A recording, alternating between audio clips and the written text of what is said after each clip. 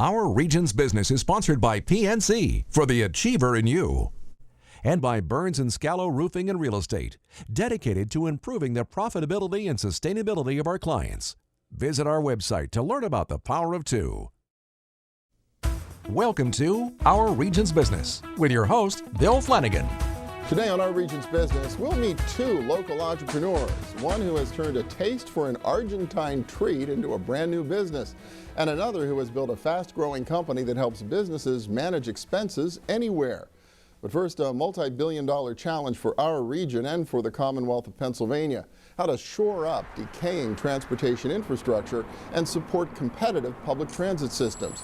Pennsylvania's Governor Tom Corbett put transportation and transit at the top of his legislative agenda during his recent budget address.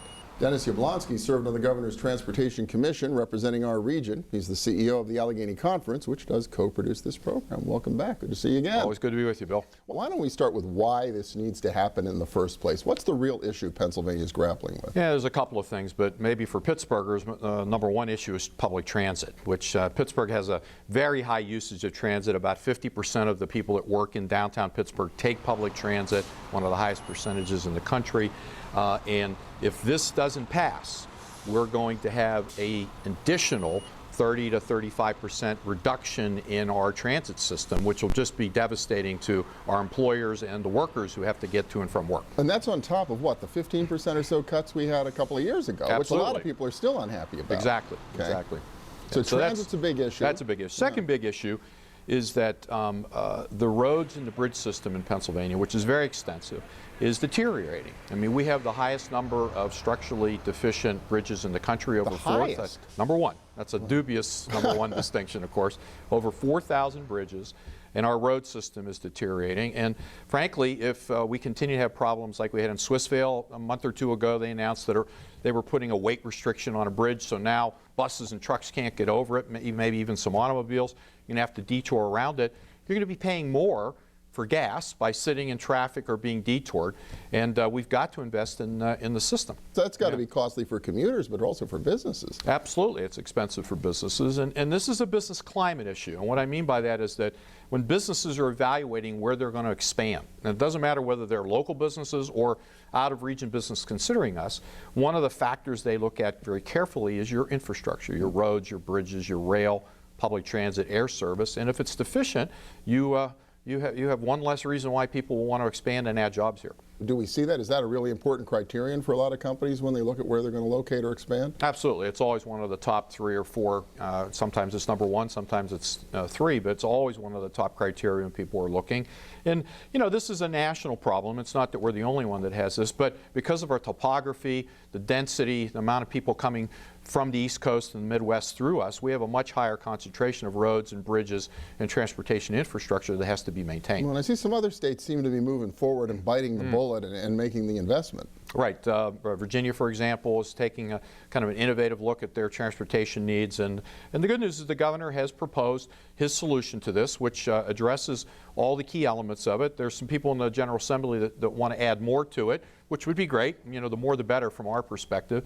But we need to move. No is not an acceptable answer on this right now. We need to do something. Yeah, well, the Transportation Commission, I mean, they put a big number on what the scale of the problem was, and then a different number for what we felt was affordable and reasonable. Yeah, I served on that, and I voted for the recommendations. But we recommended a $2.5 billion a year new set of revenue and funding sources for all forms of transportation, including public transit. The governor's proposal is estimated about $1.8 billion. We're hearing rumors that that the Senate may want to bump it up to $2.8 billion, but that would be a little closer to what the commission recommended. But frankly, even at $2.8 billion, our commission studied the problem is a $3.5–4 billion problem. So this doesn't solve all of it, but it's a meaningful step in the right direction to stop the bleeding, particularly on transit, and to get us moving back in a more positive vein. I know, a big debate beginning in Harrisburg over the exact revenue mix and taxes and fees and how all that's going to shake out. But, you know, a lot of folks are going to say, oh, man, taxes going up again,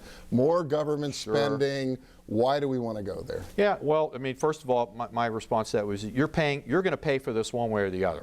If we don't do it this way, with some new revenue sources, you're going to be paying for it with increased gas prices and delays in getting yourself to and from work and to and from school and other things. So, and two, it's an investment in our economy. I mean, the other thing about this is that it has a positive effect in the sense that jobs are created. You have construction workers, engineers, architects at work.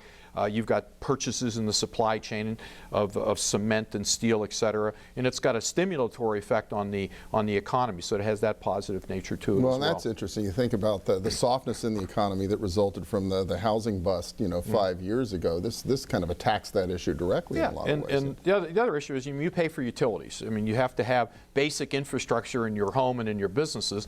This is a basic infrastructure element. You're paying for it now with a gas tax on gasoline, and if you have to use more gasoline, you're going to be paying more gasoline tax. We'd rather build more efficient roads and bridges and public transit so that you have to spend less on that. And you get the added benefit of putting people to work and then maybe using a little less imported oil over the long road as well, right? Yes, sir. That's another positive benefit of this as well. So what needs to happen? I mean, a lot of business people really care about this issue, certainly in our region. What can they do to try to force this issue in Harrisburg and make sure the solution's a good one? Yeah, I always recommend to people two things. Get educated. I mean, whether you agree or disagree with our point of view, which is obviously supportive, you should get educated on it because it's an important public policy issue.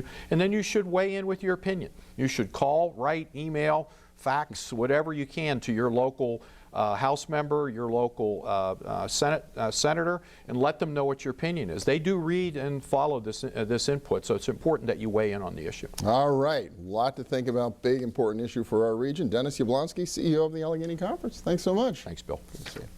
Next up, automating accounts payable. We'll find out how one of our region's high-growth companies has done it. Stay with us.